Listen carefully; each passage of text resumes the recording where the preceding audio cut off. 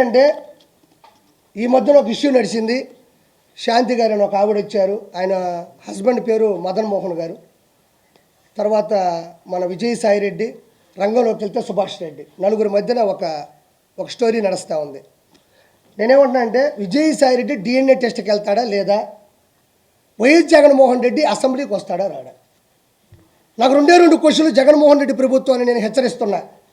DNA టెస్ట్కి విజయసాయి రెడ్డి వెళ్తాడా లేదా, జగన్మోహన్ రెడ్డి అసెంబ్లీకి వస్తాడా రాడా?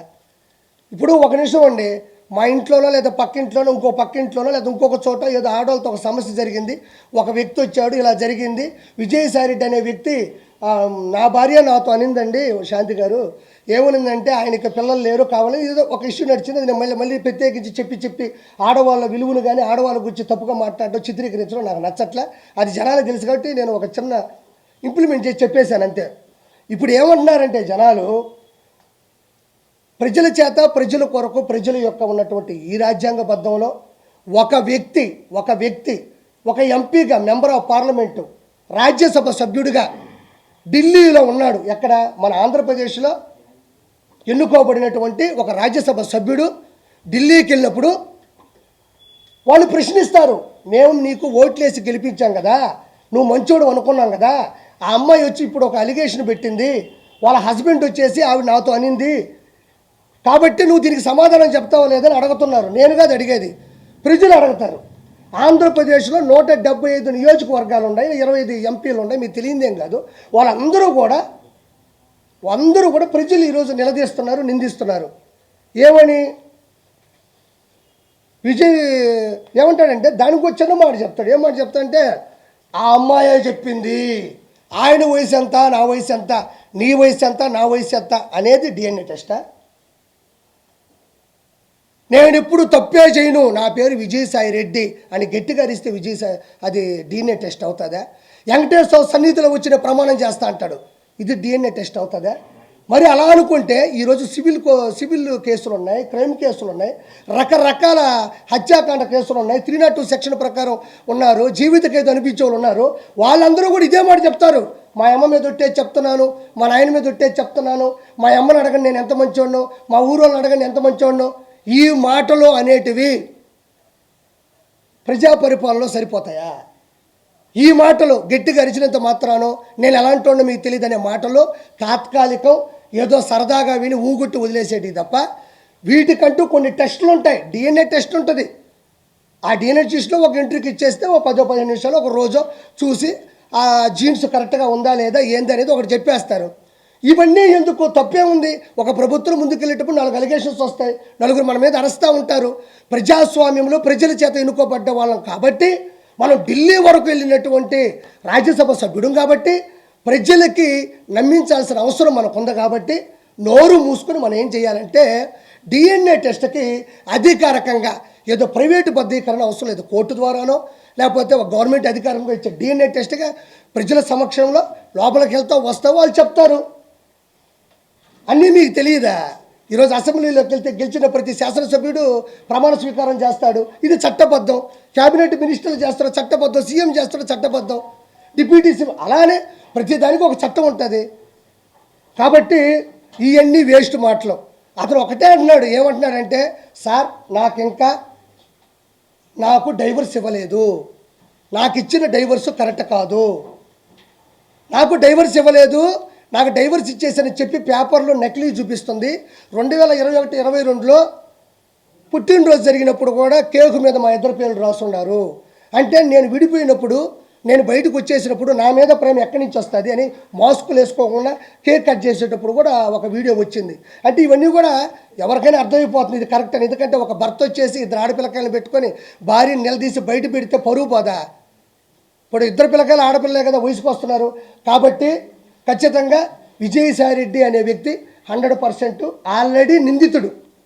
ఆల్రెడీ కొత్తగా నిందించాల్సిన అవసరం లేదు. ఆల్రెడీ విజయసాయి రెడ్డి అనే వ్యక్తి A2గా ఉన్నాడు, అక్యూజ్డ్ 2. ఎవరే పర్లేదు, వాడి పెట్టి మళ్ళీ దాన్ని ఎత్తుక్కోలేదు, ఇప్పుడు వచ్చిందో లేదని ప్రింట్. ఓకే డన్, సరదాగా.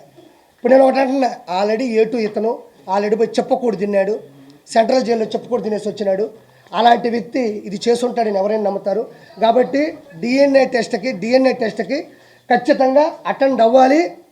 డిఎన్ఏ టెస్ట్కి విజయసాయి రెడ్డి గారు ఇప్పుడు కూడా పెట్టాడు ఒకటి, నాకు ఏ మహిళతోనూ అక్రమ సంబంధాలు లేవు ఇప్పుడు పెట్టాడు. ఒకసారి చూసుకోండి, ఇందాక ట్వీట్ చేసినట్టున్నాడు మన ప్రభు, చూసుకోండి. తనకు ఏ పరాయి మహిళతోనూ అక్రమ సంబంధాలు లేవని విజయసాయి రెడ్డి తెలిపారు. వెంకటేశ్వర సన్నిధిలో వెంకటేశ్వర నాశనం చేసిందే వీళ్ళు, వెంకటేశ్వర కొండని నాశనం చేసిందే ఈ వైఎస్ఆర్సీపీ ప్రభుత్వం. మళ్ళీ వెంకటేశ్వర సన్నిధికి వెళ్తాడంట, వెంకటేశ్వరని భయపెట్టిందే వీళ్ళు, వెంకటేశ్వర కొండని కూల్చిందే వీళ్ళు మళ్ళీ వెంకటేశ్వర సన్నిధికి వెళ్తారంట. ఎందుకంటే ఎగిస్తంటే 11 వచ్చినాయి, ఈసారి కానీ పోయినాడంటే మళ్ళీ ఎగిస్తంటాడు. తర్వాత వచ్చి అమ్మాయి నాకు కూతురుతో సమానం అన్నాడు. ఇవన్నీ వేస్ట్ మాటలు. నేను కూడా చెప్తా, మాటలు చెప్తే అవో, పళ్ళు కావాలా. ఎవరో ఒక ఇంట్లో జరుగుంటే వాళ్ళు పడతారు, కోర్టుకు వెళ్తారు, ప్రపంచానికి తెలిసేది కాదు. ఈయన రాజ్యాంగబద్ధంగా ఇప్పుడు చేయాలా. ఇంకోటి, విజయసాయి రెడ్డి ఇంత పెద్ద పొరపాటు చేసి ఇంత పెద్ద అలిగేషన్ జరుగుతుంటే, వైఎస్ఆర్సీపీకి ఇంత పెద్ద డ్యామేజ్ జరుగుతుంటే జగన్మోహన్ రెడ్డి ఆడున్నాడు. జగన్మోహన్ రెడ్డి దీని గురించి ఎందుకు మాట్లాడడం లేదు? ప్రెస్ గురించి అంత రేపో గీయని మాట్లాడుతూ ఉంటే, ఏమండి అది పెద్ద తప్పు అండి, మీరు తప్పు చేశారు, ప్రెస్ వాళ్ళకి క్షమాపణ చెప్పాలని కూడా ఏ మాట అతను అనలేదు. అంటే ఆ ఉన్మాది ఇంకా మారలేదు. ఇంకోటి కూడా నేను చాలా గట్టిగా చెప్తున్నా, విజయసాయి రెడ్డి ఖచ్చితంగా ప్రెస్కి కంపల్సరీ క్షమాపణ చెప్పి తీరాల. దీని మీద ప్రెస్ వాళ్ళు కానీ మీరు మీ యూనిటీ కూడా చాలా గట్టిగా ఉంటుంది. పిఆర్ వాళ్ళ సమక్షంలో కానీ మీరు చేసే పద్ధతి కానీ మీరు నిలదీస్తారు. అదే మీకే సమస్య వచ్చినప్పుడు మీరు చెబుతూ కొట్టినంత సమాధానం ఇవ్వకపోతే ఇది ప్రతి ఒక్కరికి ప్రెస్ అనేది చులకనయ్యే అవకాశం 100% ఉంది. నేను దయచేసి ప్రెస్ సమక్షంలో ప్రెస్ ముందు మాట్లాడుతున్నా, దయచేసి విజయసాయి రెడ్డి అనే ఒక ఏటు, ఒక దొంగ, ఒక అవినీతిపరుడు, ఒక అక్రమార్కుడు ఆంధ్ర రాష్ట్రాన్ని సమూలంగా నాశనం చేయడంలో కంకణం కట్టుకున్న విజయసాయి రెడ్డి, లక్షల కోట్లు అడ్డగోలుగా సంపాదించిన విజయసాయి రెడ్డి ప్రెస్కి 100% ఇక్కడ ఒక పార్టీ ప్రెస్ కాదు, ఓవరాల్గా చూస్తే ప్రెస్ ఇది.